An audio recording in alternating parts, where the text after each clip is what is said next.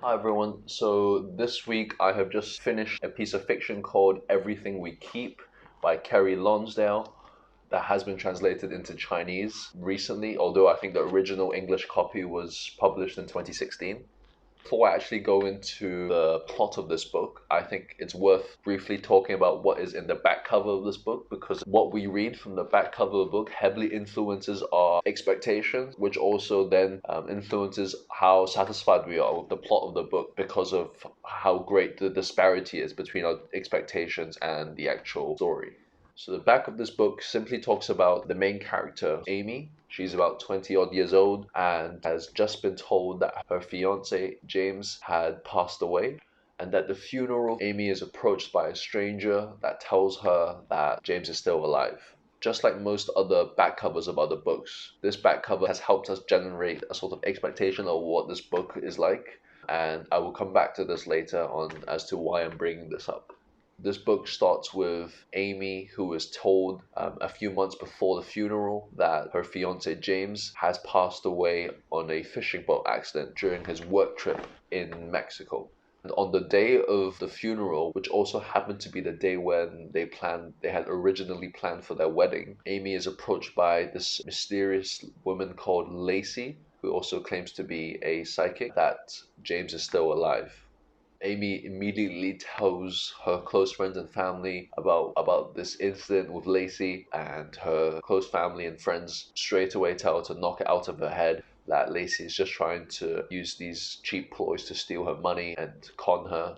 And long story short, for the first half of this book, Amy is just trying to move on from the loss of her fiance and start a new life on her own, which is particularly difficult for her because she had known James since they were teenagers and always had been lovers from the beginning. So she had almost become dependent on him to be in her life. So shock was obviously extremely difficult for her.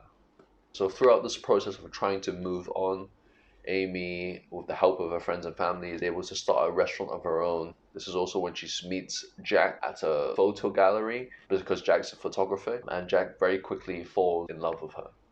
This marks the beginning of quite an important theme in the book because Amy is on one hand still trying to accept the fact that James is no longer here, despite the news that she's receiving from Lacey. But at the same time, Amy is beginning to develop a reciprocal affection towards Ian. So a huge theme of this book is the struggle that Amy has on whether or not she should move on with this new guy that she has been becoming fond of, and also whether or not she should still have faith that her lifelong lover and best friend is still alive. Amy eventually decides to dig into this hole of why is Lacey telling her that James is still alive and begins to investigate into the actual events of this thing. It is worth noting that when she was told that James had passed away, it was actually James's older brother, Thomas, that broke the news to her because Thomas was the one who had apparently been to Mexico to find James's dead body and bring it back to America, even though nobody other than Thomas has been able to confirm that the body in the coffin in the funeral was actually James.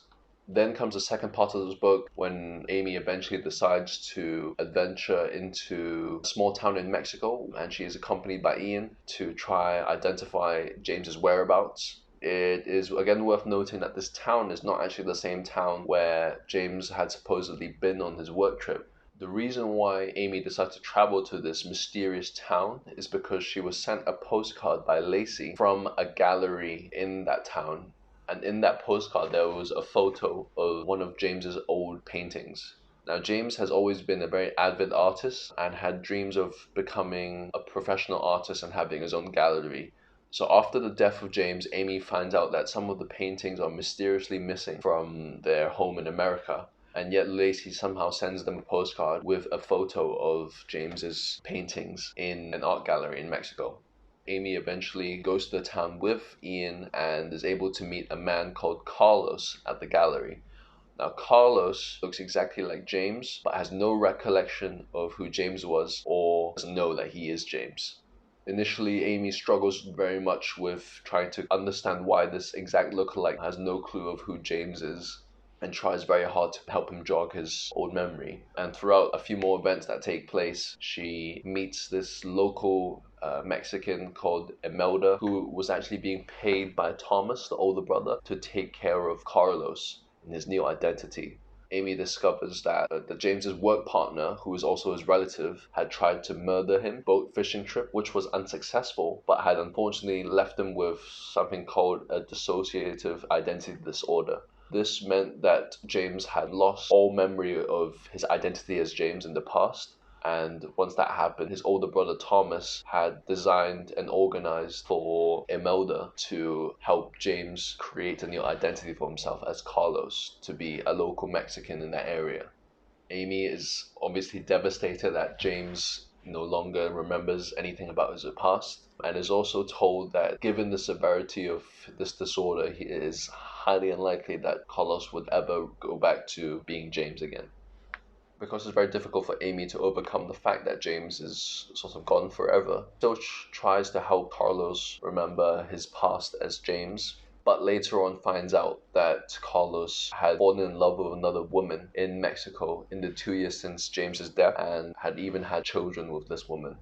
Amy realizes that Carlos is actually living the dream that James had always had for himself, which was being an artist and having a family, that she decided it was the better thing to do for her to let Carlos live this new life of his and for her to go back. Although I haven't brought up Ian much in my summary, he does play an important part of this role, and eventually Amy and Ian are able to be together happily ever after.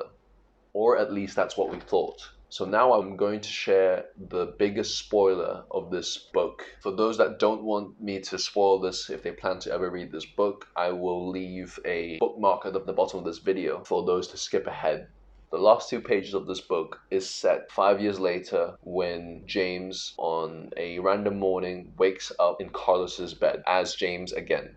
He's freaking out because he has no clue what has happened to him. The only thing he remembers was from 7 years ago on that fishing boat, and is panicking because he is in the stranger's house.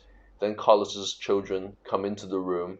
As the children come to realize that this is not Carlos, they go and retrieve a letter that Carlos had written ages ago and pass it on to James. James then reads this letter from Carlos, where Carlos explains about this dissociative personality disorder and how Carlos has lived his life in the last 7 years. And this is actually where the book ends. This is sort of the end of my summary. I understand that I'm leaving out many gaps and many details that I think that are very relevant to the story, but that would just make the summary way too long. And I think for the most part, the best thing about this book, which I enjoyed the most, was just that plot twist in the end. Going back to why I decided to share the back cover of this book at the beginning of this video, because I hadn't read many books that were fiction before, I realized that one thing with fiction was that I find myself getting a bit bored quite often with the middle parts of the books that I've read. And when I think about it, it's because, if I use this book as an example, when I had read the back cover, I had already expected that Amy was going to eventually find out what had happened to James. But because the first half of this book was about Amy trying to move on with her life and to start her own restaurant and to build a relationship with Ian, it was just a bit frustrating for me to get through this part of the book knowing that eventually she would give in to her curiosity and find out what happened to James.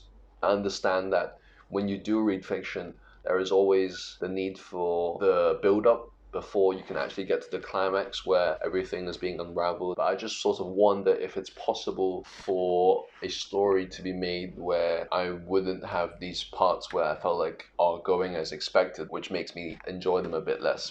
And I think, at least I've discovered for myself, what makes a piece of fiction more enjoyable for me is having disparity between what I expect from the plot and what the plot is telling me.